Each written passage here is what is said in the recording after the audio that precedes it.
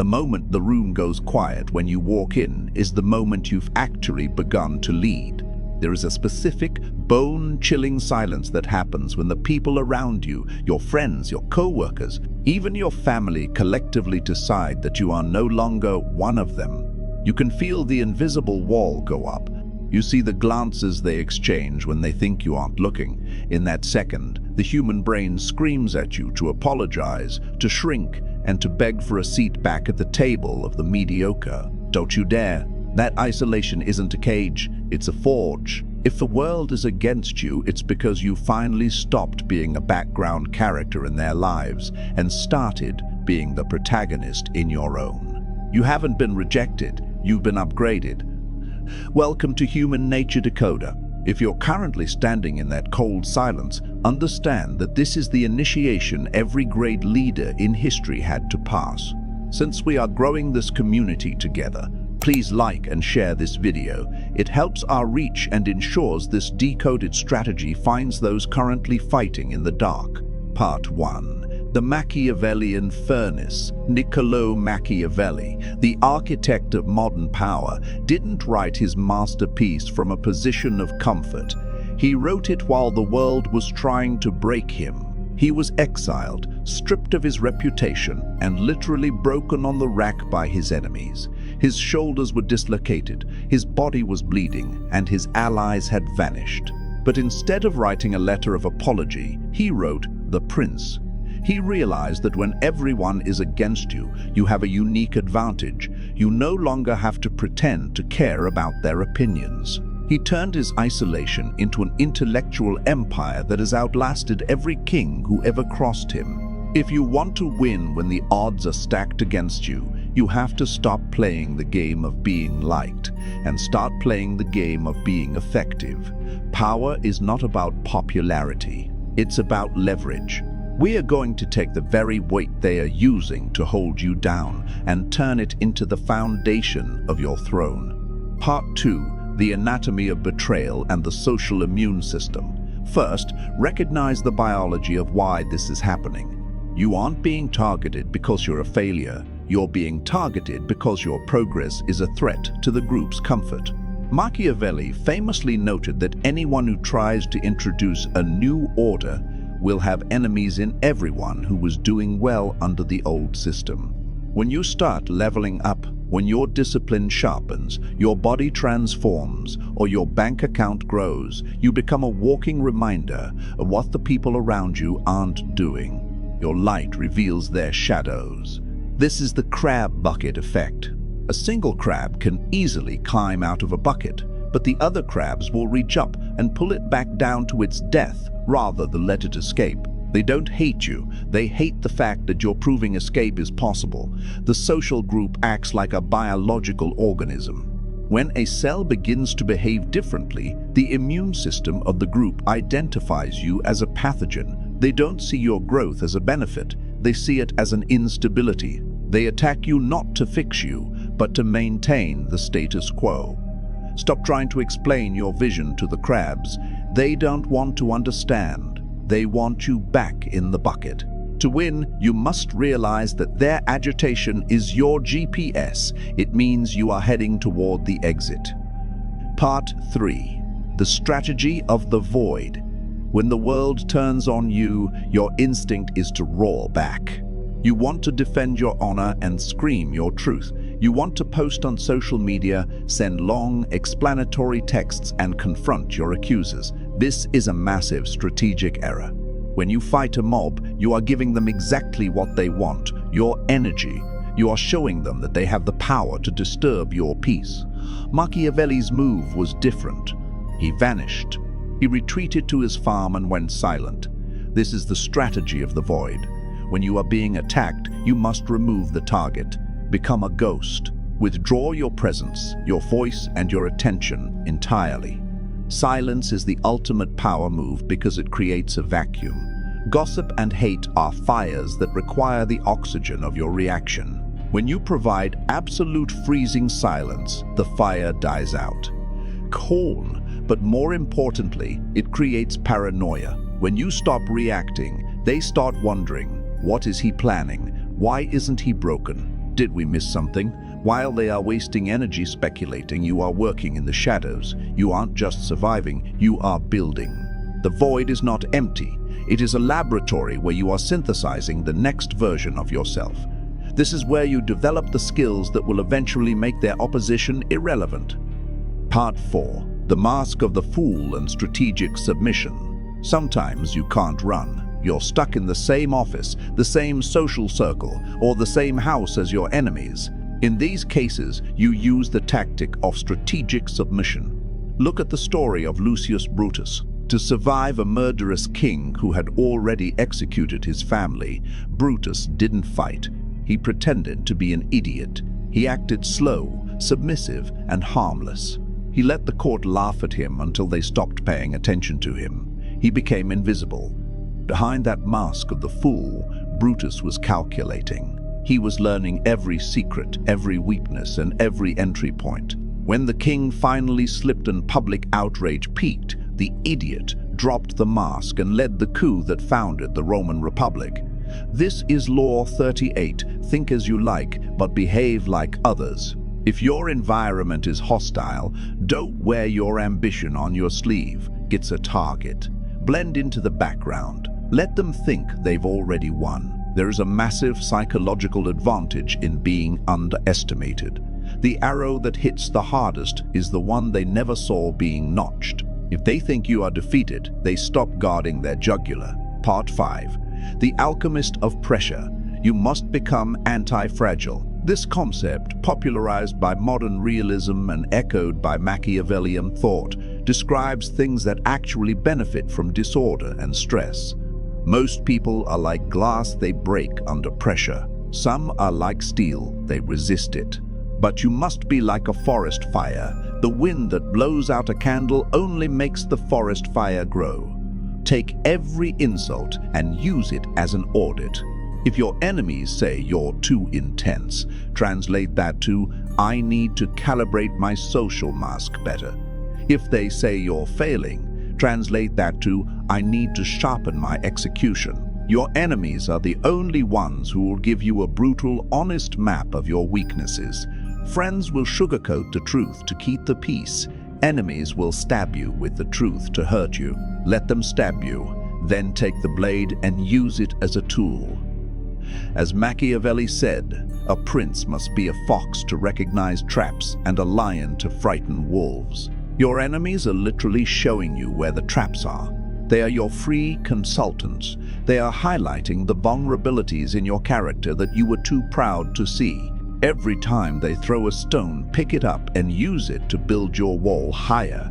This is the alchemy of power, turning leaden insults into golden insights. Part 6. The Sovereignty of the Outlier. When the group kicks you out, they unintentionally give you the greatest gift a human can receive: total independence. In the herd, you are safe, but you are a slave to consensus.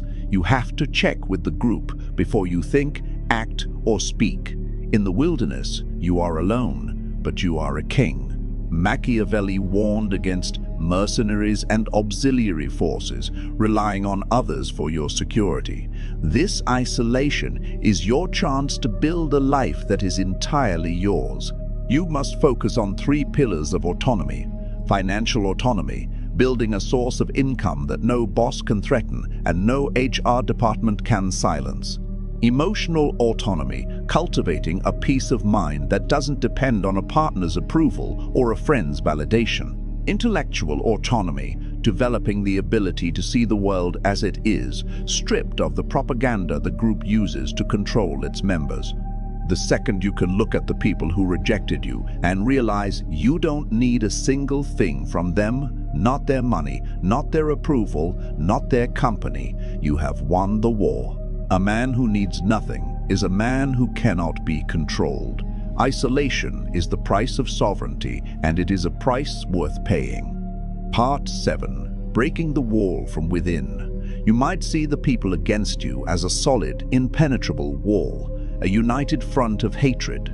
This is an illusion. No group is truly united. They are held together by temporary interests and a common target, which, currently, is you. The moment you remove yourself, as that target through the void strategy, the glue dissolves. Your job is not to fight the wall. Your job is to find the loose brick. Machiavelli advises keeping enemies divided. Do not attack the group. Isolate the weakest link. There is always one person in the mob who is less committed. Someone who is only nodding along because they are afraid of being targeted next. Find that person. Approach them in secret, not to beg, but to confide. Feed their ego. Plant a seed of doubt about their leader. You don't need to lie. You just need to highlight the friction that already exists. I always thought you were the one with the real vision here. Is a seed that grows into a forest of betrayal. When you turn one, you break the consensus. Suddenly the mob is wondering who is loyal. Paranoia sets in, and while they are busy looking at each other, they stop looking at you. This is how you dismantle an army without firing a shot. You turn their united front into a room full of people watching their own backs. Part 8, the Strategy of Overmatch. Revenge is a low-level frequency. It is a primitive urge that keeps you tethered to the people you claim to hate. If you spend your time trying to get back at them, you are still orbiting their planet. You are still a prisoner of their actions, reacting to their moves. The only revenge Machiavelli would respect is overmatch. In military strategy, overmatch means possessing capabilities so significant that the enemy realizes fighting you is futile. You need to build a life that is so undeniably successful that their very existence becomes a footnote in your story. Does a lion care about the pebbles at its base? No. Your goal is to create such a massive gap between your reality and theirs that the comparison becomes laughable. While they are gossiping about the past, you are obsessing over the future. While they are drinking to forget their week, you are working to build your decade. While they are stagnating in their petty dramas, you are evolving into a version of yourself they can't even comprehend. Imagine walking back into that same room 2 years from now, fitter, wealthier, calmer, and completely indifferent to them. That indifference is more painful than any insult. It proves they didn't just fail to stop you, they failed to even matter. You didn't beat them, you outgrew them. Part 9, the Alchemist's conclusion. Stop wishing they were kinder. Stop wishing the world was fair. Fairness is a concept for children. Power is the reality of adults. Love the fact that it's hard. Machiavelli was stripped of everything, and that is exactly why we still know his name today. If he had stayed comfortable, he would have died a nameless bureaucrat. His enemies didn't destroy him, they immortalized him. Your enemies are doing the same for you. They are the weight that creates the muscle. They are the friction that creates the fire. Think of an airplane. It doesn't take off with the wind. It takes off against the wind. The resistance of the air is exactly what generates the lift. Without that opposing force, the plane stays on the ground. Your enemies are your wind. Every time they say you can't, they give you the fuel to say, "Watch me." Every time they exclude you, they give you the solitude you need to work. Every betrayal is a lesson in discernment. Every insult is a test of your internal stability. When you stop being a victim and start being an alchemist, you realize that hatred is just unrefined energy. Take it, use it. Build your fortress so high that their voices can't even reach the windows. Part 10, the standard of access. Eventually, the tide will turn. Success is the ultimate deodorant. It covers the scent of your exile. When you survive the winter and build your fortress, the same people who are holding the shovel trying to bury you will start to drift back. They will say, "I always knew you had it in you," or "We were just trying to push you to your potential." They will try to rewrite history to be on the winning team. This is the final test. Do not be deceived. You can forgive them, because holding on to anger is like drinking poison and expecting your enemy to die. But you must never ever forget. You have established a new law. Access to your energy is a privilege, not a right. Those who were there when you were down get a seat at the table. Those who were silent while you were being slandered stay in the hallway, and those who led the charge against you they stay outside the gates. You are not being mean. You are being a curator of your reality. You have learned the most valuable lesson in human nature. Most people are fair-weather friends who only love the sun. You are the storm now. Keep your circle tight, keep your counsel private, and never apologize for the boundaries you built while you were surviving. You have earned the right to be exclusive. Part 11. The Outlier's Initiation. Winning when everyone is against you is not a tragedy. It is an initiation. Life is asking you a question. Do you believe in yourself enough to stand alone? Most people say no. They fold. They apologize for things they didn't do just to get back into the group. They rejoin the herd and die as copies. But you are going to say yes. You are going to use the silence and the darkness to build something so monumental that it cannot be ignored.